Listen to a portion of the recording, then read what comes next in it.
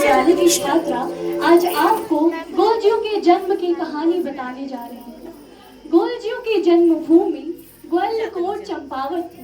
ग्वालियर चंपावत में चंद्रवंशी राय खानदान का राज्य था, जिनमें हाल राय, छाल राय, तिल राय, गुर राय और काल राय जैसे प्रमुख राजा हुए। गोलजियों के पिताजी का नाम हाल राय तथा दादाजी का नाम झाल राय था। हाल राय ने 7 शादियां की और किसी से भी संतान की उत्पत्ति नहीं हुई।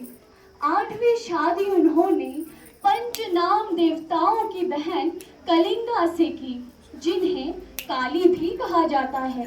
गोलजियों जब कलिंगा के गर्भ में थे तो अन्य 7 रानियां ईर्ष्या से भर उठी। उन्होंने सोचा कि यदि कलिंगा का पुत्र हुआ तो राजा उसे अधिक प्रेम करने लगेंगे और हमारी उपेक्षा होने लगेगी। इसीलिए उन्होंने निश्चय किया कि हम कलिंगा के गर्भ में ही बालक का अंत कर देंगी।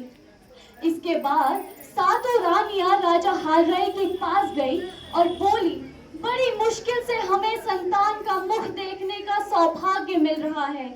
ऐसे में यदि किसी दाई को बुलाया तो न जाने वह क्या कर देगी। यह हमारे कुल का कुलदीपक होगा, अतः हम सभी बच्चा जनने में मदद करेंगी। इसके बाद 7 रानियां कलिंगा के पास गई और बोली, हे बहन, तुम्हारे प्रसव का समय आ गया है। कहीं तुम प्रसूति की पीड़ा से मूर्छित न हो जाओ, इसीलिए हम तुम्हारी आंखों पर पट्टी बांध देते हैं।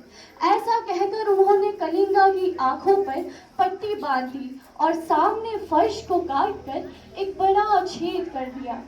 7 रानियों के अनेक प्रयासों के बावजूद भी जब बालक गर्भ में नहीं मरा और पैदा हो गया तो उन्होंने उसे फर्श के छेद से निकालकर बकरी और गाय के गोठ में डाल दिया, जहां हिली और चुली नाम के 2 खतरनाक बकरे रहते थे।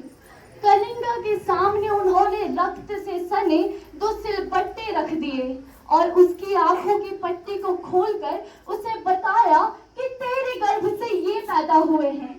बकरे बकरियों और गाय के गोठ में भी जब बालक गर्ल का बाल भी बाका नहीं हुआ तो 7 ने उसे बक्से में डालकर काली गंगा नदी में बहा दिया।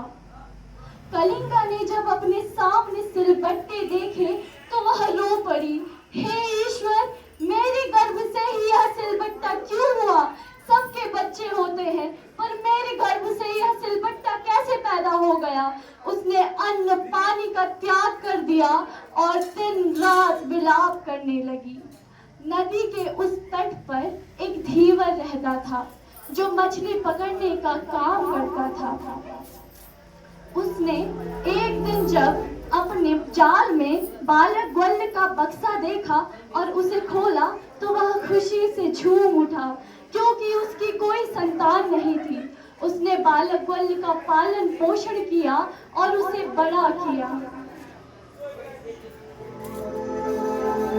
इधर बालक ग्वाल अपनी माता को सपनों में दिखाई देने लगे।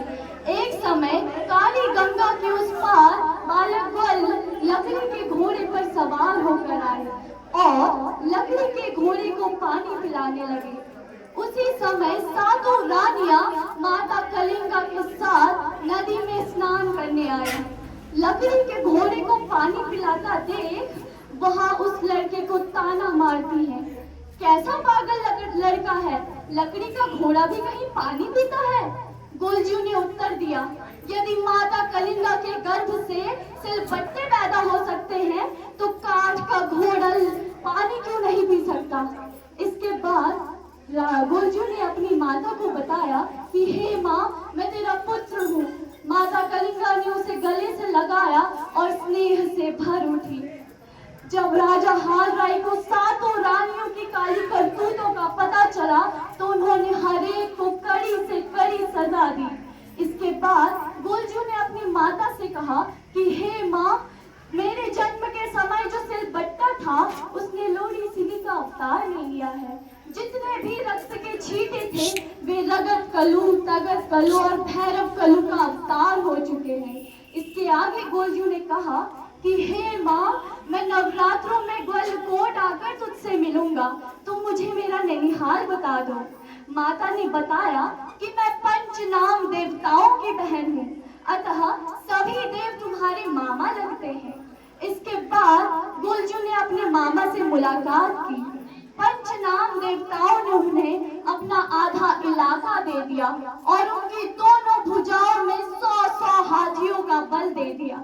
इसके बाद गलकोट में गुलजू का एक छत्र राज्य हो गया और जो भी जनधन अत्याचार, अनाचार और शोषण से पीड़ित होते, गुलजू उन सभी के दुख को दूर करते थे। इसके बाद गुलजू का प्रचार प्रसार समूचे कुमाऊं एवं गढ़वाल और उत्तराखंड में हो गया।